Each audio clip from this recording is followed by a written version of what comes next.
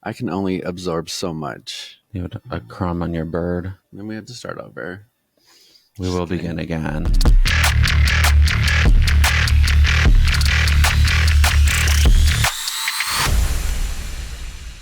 What's up, guys? Welcome back to the Number 2 podcast. I'm Glenn. I'm Simi. And this episode is gonna be shit. Welcome back to the pod. On this episode, we are going to be talking about some current events, and then we're going to dive a little bit deeper into who we are so you can know those things if you do not already know us, which is the goal of a podcast episode. And this is apparently my podcast, and you're just a guest here. Yes. And a guest can leave at any time. Thank God. Praise him. Hallelujah. Praise be. Hallelujah. What they say. Betty boop. What do they say on Handmaid's Tale? Under the glove. Over the boulder. Under his eye. Inside the item. Anyway, so that is what is that. So if you guys have not subscribed to the show or the channel, just click the subscribe button. You just click it. It might have you make an account. So if you need an account, you have to have an email address. So figure it out. And if you have multiple accounts, we would like multiple subscribers. Thank you. And if you do the thumbs up, it does something. Comments, we prefer comments because they're funny to read. And you might get featured on the gram at Glenncation. All socials below. And leave a comment, but it better be funny. Or else. Or else. Are you leaving funny comments on social media, or are you getting political? What is with people taking the comments below so seriously? And it's always the ones that don't have a profile picture. Or no profile picture. It's like a cat. Or a dog. Or like a NASCAR. Or a dog. But then there's no information. And it's like, this is the problem. Don't Texas my California. And you're like, thanks, Jerry. Thanks, Jerry. Thanks, Jeronica. Jangles. That's from that Christmas movie. What's the Kev name that you say? Kevorkian. Kevron. No, you say two names like Germander. I don't know. It's like Ryan, but Kevin. So you're like Revan. Comments. This episode of the Number 2 podcast brought to you by comments below. Controversial, funny, respondable, expensive. A big word. We learned a word this week. What word did we learn? It was something about how you don't like iridescence. No. How you don't like big or change in technology, and you're like a chuggy like boomer who like hates erudite. Is that what it was called? Erudite. No. Erudite. No. Troglodyte. No. I don't think you can say that word. Erudite. It's something dite. It was like when they invented textiles machinery in like the 20s, because it was like people were like weaving. Where did we hear it though? On a TV show. I know, but like where did we hear it though? On Elsbeth. Oh, okay. It was like in one of the lines. But that's a very like, if you guys aren't watching this show called Elsbeth, it is very weird. It's like, it's called a procedural.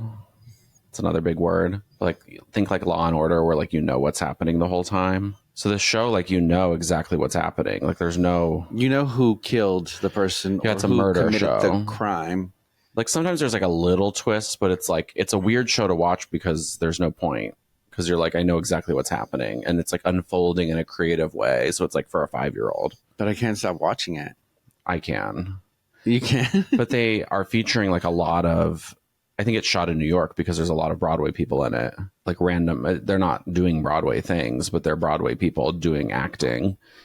And then like a big theater thing is like to use big words. Like in film, they don't use big words. Like they try to be creative, but like it's not that creative. And in theater, they'll like go to the depths of the dictionary to find some like random dated word that you have to look up. I'm kind of sad that we forgot what the actual word is because it's my new favorite word now. And once we remember it, which insert here, it's like I'm going to use it all the time.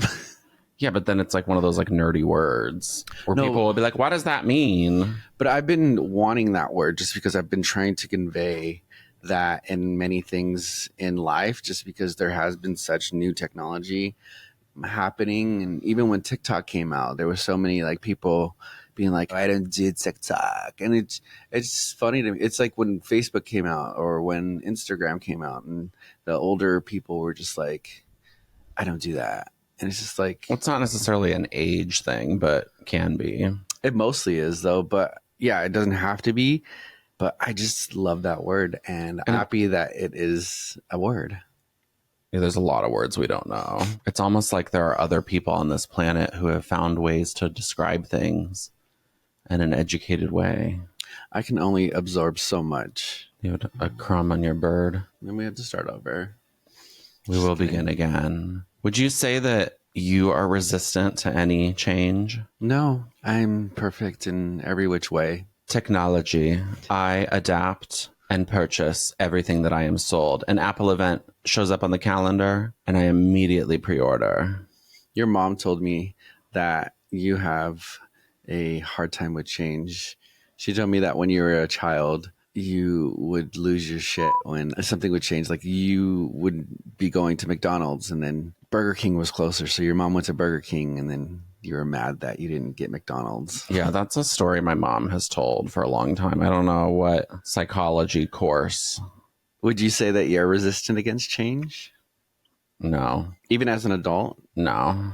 I don't like love it, but I don't think anybody loves change. Like, I think it's like you're judged based on your reaction to change. And like some people don't care about anything. You know what I mean? Like they could care less. They have no plan. And I'm like surrounded by people that are just like, da, da, da, da, da, da, da. So then it's annoying because you have like an expectation. Yeah. Of like, oh, I'm going to have like a nice Happy Meal. You know what I mean? And it's going to come with like a corporately approved like safe toy. And then the car turns left and you're on your way to Burger King. Like they could be out of the crowns. You know what I mean? Like the chicken nuggets for many years were shaped like fingers. So like, it was the prize for you. It's the expectation of what you're going to do. You know what I mean? And that's how you set yourself up for success. Like I wouldn't say that that makes me not comfortable with change. I just think that like, then you should have set the expectation of we will be eating and these are the expectations around the eating. You know what I mean? So then the other people can set themselves up for success. Yeah, I get that. But as a young, closeted, mentally ill person, it's really hard. As a child, you were a closeted, mentally ill person? Yeah, I still am. Slept in the closet last night. But it's like you have to prepare. Like it's a dangerous world. There are lots of people who the world is like built for. You know what I mean? Like you could care less about certain things. You know what I mean? Like we are getting into the serious portion of our podcast. Here we go. So serious. It's too early. This is a morning episode, so we'll keep it light. Change is the only constant in life. So change your frickin' attitude, Wanda. This episode of the Number 2 podcast is brought to you by feelings. They're not real. So when you have them, put them in the toilet and flush them because you will feel better because they're gone. And now you don't have those feelings. But it doesn't mean they're not valid. And that is why we invented the term, well, we didn't, gaslighting. Because your feelings are real. I'll tell you the truth. I really still don't understand what gaslighting truly means. And I feel like people use that very loosely for different types of things. So I think in my head, it's gotten a little muddy, but I probably am a gaslighter. Yeah, for sure. I liked the gas stove. Here's an example of you lighting the gas stove and leaving it on. When I say like, I'm not doing good mentally or like I'm having a hard time and you respond with, you're fine, toughen up. Or like, it's not that serious. Or like, basically it's like dismissing someone's reality. And like, you could care less because you're like caring about your own feelings. But then you've said something to somebody dismissing theirs, basically. Well, I feel that you gaslight me when... What do you always say? I feel that you because... I feel when you because it's conflict resolution. I feel that you because before, behind, below, beneath, beside, between. If you're ever having problems with someone, you just say, I feel when you because I feel blah, blah, blah, blah, when you blah, blah, blah, because it makes me feel blah, blah, blah, blah. When you don't take me to Taco Bell because we don't go to Taco Bell enough. See, you just gaslit me right now. I thought that was like the cure formula. No, I feel gaslit when you have to get up early and I'm still in bed and you just make the bed around me. I just make my side of the bed now. So I'm like getting tucked in the morning. On one side. Because executive presence people, if you want to be successful in life, you have to, you know, those videos online that are like, there are a million mountains that must be conquered. You can do it. Yeah, you know those videos? I mean, it's a generational thing. Well, if you're older, you probably don't watch those things. And if you're younger, you're probably rolling your eyes. But our generation, we really needed. I still need it. I still need it. Anyway, so you're supposed to make your bed in the morning is the first thing. And you're also supposed to put your shoes on to go. But you're also not supposed to enable others by doing their work for them. So it's like, if your partner makes a mess, you're not supposed to clean it up, even though it'll drive you insane. Another good example of gaslighting. So I clean everything, and I'm often cleaning up after you, like very often. Thank you. And then if we get in an argument, you'll be like, you're doing it for you. You're not doing it for me. I think that's gaslighting. Anyway, this episode. Don't be mad at me because I know how to argue. This episode of the Number 2 podcast is brought to you by Arguing Techniques. You could teach a master class. I grew up with a bunch of siblings. Arguing technique. I grew up with a bunch of siblings. You have to know how to. And who do you think you learned that from? I mean, like your parents or your mom? No, I mean, I grew up in the Bay Area where it was like, I grew up in the dance scene. So there was very like a lot It's the fighting dance culture that you learned. And so it's like, you got to be fast. You got to be like super on it. And like, because people are going to come for you. And then you have to be like kind of quick with it. I'm not that quick, but I have tried for a long time to be as quick as some of my counterparts that like were very funny and very quick and very catty. But I don't think that's necessarily the best way to be, and it's very toxic. And growing up, I realized that, and I'm still realizing that. So I just have this image of you like sitting at your little, you know, those desks in high school, those like weird desks where there's like the one armrest, and like the teacher's teaching, and then in your head you're just like coming up with 8 counts for the battles, like instead of focusing. I mean, if you could see me in grade school, you're like step ball change, step no. Ball So change, there was this kick leap punch. There was this guy that I went to grade school with, and his name was Victor, and he was this dope popper person. And what is popping? He would tut in class. And what is tutting? Tutting is when you do like this type of. Anyway, he would do all that, and it would inspire me to learn some stuff. So yeah, I would do that every once in a while. This episode of the Number 2 podcast is brought to you by Tutting. King Tut. Oh, honey, you did such a great job. What are you doing this weekend? I'm taking a class. What kind of class? Tutting. Really? Toot toot. I'm an advanced beginner tutting. What's the final like?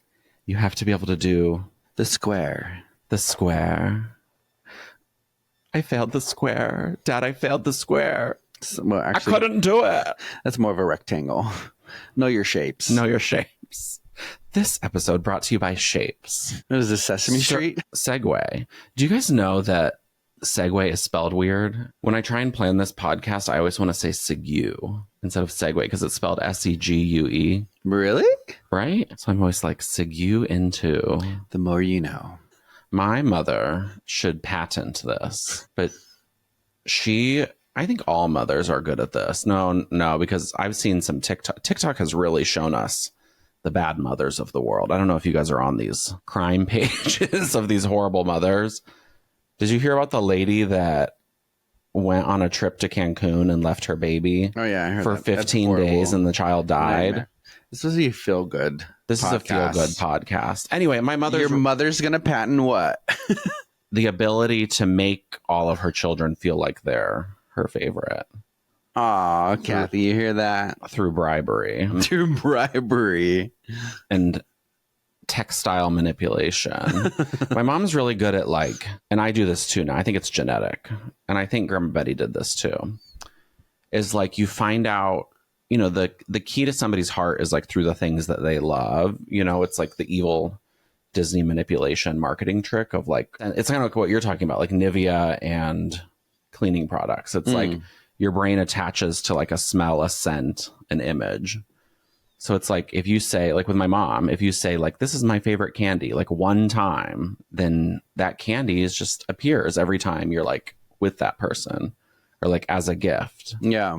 And sometimes it works in a negative way because, for example, my little sister one time said that she really liked, there's these like little chocolates. They're like it looks like a chocolate chip, but they're mint. Oh, and they have sprinkles on them. Yeah, they're like, I think it's called non-parallels or something. I don't know why they're called that. Non-parallels. If you know what that is. If you know what that is, what's sound off in the comments. What's a Perel versus a non-Perel? Anyway, so I would call it like a Sunday mint kind of chocolate. They're expensive. Like you can't, it's not like in a little bag. I don't think it's shelf stable. Anyway, but it turns out she hates them. Like, but my mom would like buy, and like I would do it. Every time I'd see them in the store, I'd be like, "Oh, Carly loves these." It's probably for you because if you love them nowadays, you do love them. Well, I love everything. Like I'm very agreeable. You know what I mean? I'm just like hungry. I'm just hungry. Anyway, so now you guys know a little bit more about. They know nothing about us at this point. Still, we have shared nothing. We have implanted the origins. But nice to meet you as well. And I put on the couch this wonderful textile orange fabric that is called. I didn't even realize that you put that there. Submit for approval some culture of the Samoan people. And on my side, we could not find. There's an apple pie.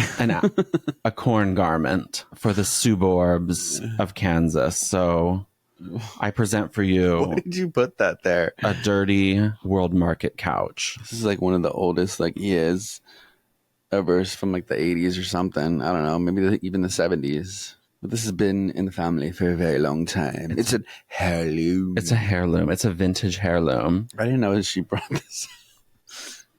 It's cute. Anyway, so that is that. If you guys like watching these episodes, make sure you like and subscribe.